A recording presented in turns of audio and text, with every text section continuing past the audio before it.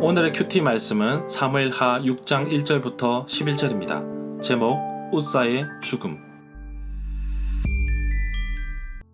먼저 앞뒤 문맥을 살펴보겠습니다.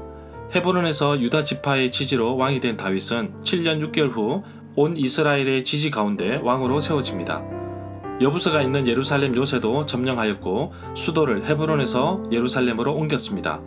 번성하는 다윗에게 두로왕 히람은 사절단을 보내고 백향목과 석수와 목수를 보내어 다윗의 왕궁을 짓게 합니다. 그러나 블레셋은 오히려 다윗을 잡으려고 왔습니다. 그것도 2번이나 다윗을 잡으려고 공격해오나 하나님의 도우심으로 전쟁에서 이기게 됩니다. 모든 것이 완벽하게 안정되었을 때 다윗은 기럇 여아림에 있던 하나님의 언약궤를 다윗성으로 옮기기 위해 사람을 뽑습니다. 다윗은 선한 의도로 하나님의 언약궤를 옮기려고 했지만 절차와 방법이 잘못되어 사람들이 희생되고 두려움에 휩싸이게 됩니다.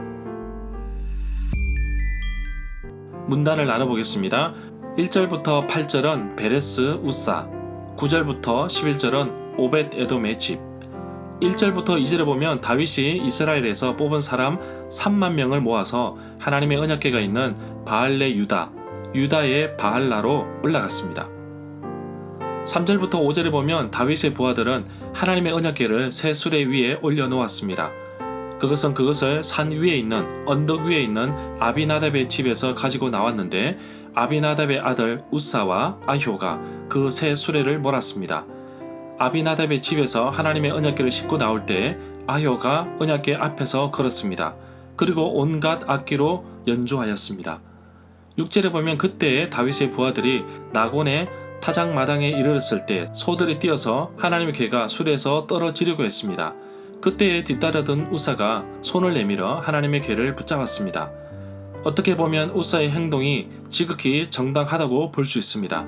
그는 궤 뒤편에서 수레가 바르게 갈 수 있도록 돕고 있었고 또 순간적으로 일어난 사건에 대해 재빠르게 대처했다고 볼 수도 있습니다. 그러나 7절에서는 하나님께서 우사에게 진노하여 그를 그 자리에서 죽였습니다. 7절에 보면 여호와 하나님이 우사가 잘못함으로 인해 진노하셔서 우사를 치시니 우사가 하나님 궤 곁에서 죽었습니다. 여기에서 우사의 잘못함이 무엇인가요? 바로 아무나 만질 수 없는 하나님의 언약궤를 우사는 자신의 판단하에 만졌기 때문입니다. 그럼 수레에서 떨어지려고 하는데 잡지 않을 수 없을 텐데 어쩌라고요? 애초부터 하나님의 궤를 수레에 실으면 안 됩니다. 하나님의 언약궤는 레위 지파 중에서 그것도 고핫 자손들이 어깨에 메어서 운반해야 하는데 모세를 통해 주신 율법대로 순종하지 않아서 일어난 일입니다. 민수기 4장 15절에 보면 진영을 떠날 때에 성소의 모든 기구들을 천으로 덮어서 고핫 자손들이 와서 어깨에 매도록 명령하고 있습니다. 그리고 성물을 만지지 말 것을 강력하게 경고하고 있습니다.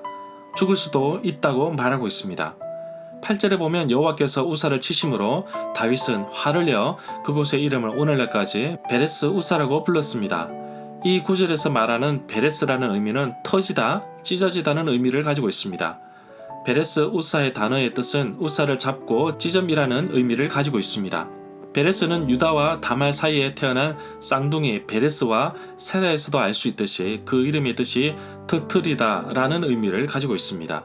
9절부터 10절에 보면 다윗의 고백을 보면 그는 상당히 충격을 받았던 것을 볼 수 있습니다. 아비나답의 집에서 무려 20년 가까이 잘 보관했는데 잠시 옮기는 과정에서 아들 우사를 보내야 했던 아버지의 마음을 읽지 않았을까요? 어느 누구도 반갑게 여호와의 언약궤를 옮기는데 기쁨으로 다가서지 않았을 것입니다. 그래서 다윗은 여호와의 언약궤를 다윗성으로 옮기지 않고 가드 사람 오벳 에돔의 집으로 가지고 갔습니다. 아직도 가드 땅을 벗어나지 못했습니다. 가드 사람 오벳 에돔도 아비나답의 아들의 죽음의 소식을 듣고서 자신의 집으로 하나님의 궤를 가져오는 것을 쉽게 결정하지 못했을 것입니다. 혹시 무슨 일이 생기지 않을까? 그러나 순종하는 마음으로 하나님의 언약궤를 받아들입니다. 11절에 보면 여호와의 언약궤가 가드 사람 오벳 에돔의 집에서 석 달 동안 머물렀는데 그때 여호와께서 오벳 에돔과 그의 온 집에 복을 주셨습니다. 순종의 결과는 자신뿐만 아니라 그의 온 집안의 복을 받는데 그 기간도 상당히 짧은 것을 볼 수 있습니다. 절마다 상세한 설명과 구절에서 그리고 핵심 내용과 중심 줄거리는 네이버 블로그에 올려져 있습니다. 내게 주시는 교훈입니다. 다윗은 자신의 방법대로 3만 명을 뽑아서 악기를 연주하고 음반하려고 했지만 이미 하나님께서 모세를 통하여 주신 율법에는 여호와의 언약궤를 움직이는 규례가 정해져 있었습니다. 순간의 착오로 인해 그 대가는 한 사람의 생명을 빼앗아갔습니다. 사무엘상 7장 2절 이후에 하나님의 언약궤가 기럇 여아림에 머물고 있었는데 다윗이 이제야 언약궤가 변방했다는 생각이 들었나 봅니다. 우사가 죽은 이유는 단 하나입니다. 율법에 명시된 운반 규례를 지키지 않았기 때문입니다. 리더자들이 잘못했기 때문에 따르는 자가 피해를 입었습니다. 리더자가 얼마나 중요한지 말해주고 있습니다. 민수기 4장 15절에는 하나님의 언약궤를 레위 지파 가운데 고앗 자손들이 직접 옮기되 손을 대지 말고 어깨로 메어서 옮길 것을 명령하고 있습니다. 아마 다윗은 이 부분을 잊어먹었던 것 같습니다. 물론 먼 거리를 가야 하기 때문에 가장 효율적인 방법은 수레를 이용하는데 블레셋 방식으로 사용되었던 것 같습니다. 하나님은 하나님의 방법대로 일하기를 원하십니다. 하나님은 절대적인 순종을 원하시고 계십니다. 다윗이 준비한 여러 악기와 찬양을 받으시기보다 하나님께서 말씀하신 명령을 잘 따르는 것을 바라셨습니다. 살다 보면 내 방법이 더 쉽고 효율적일 수도 있습니다. 어깨에 매려면 누군가 또 힘든 일을 해야 하는데 쉽고 편하게 옮기는 것보다 하나님이 원하시는 것은 말씀에 순종하는 것임을 깨닫게 됩니다. 세상의 방식, 유행을 따르기보다 하나님의 말씀에 귀를 기울이고 따르기를 원합니다. 또 한 사람이 눈에 들어옵니다. 재앙이 일어난 순간 또다시 언약궤를 자기 집에 들어놓기 쉽지 않았지만 오벳 에돔은 순종하게 됩니다. 그렇게 되었을 때 하나님께서 복을 주신 것처럼 하나님께 순종했을 때 그분이 책임져 주시고 인도하심을 알게 되었습니다. 오늘도 내 방법이 아닌 하나님의 방법대로, 내 뜻이 아닌 하나님의 뜻대로 힘들고 어렵지만 그것이 하나님이 원하신다면 순종하고 따르는 하루가 되기를 간절히 소망합니다.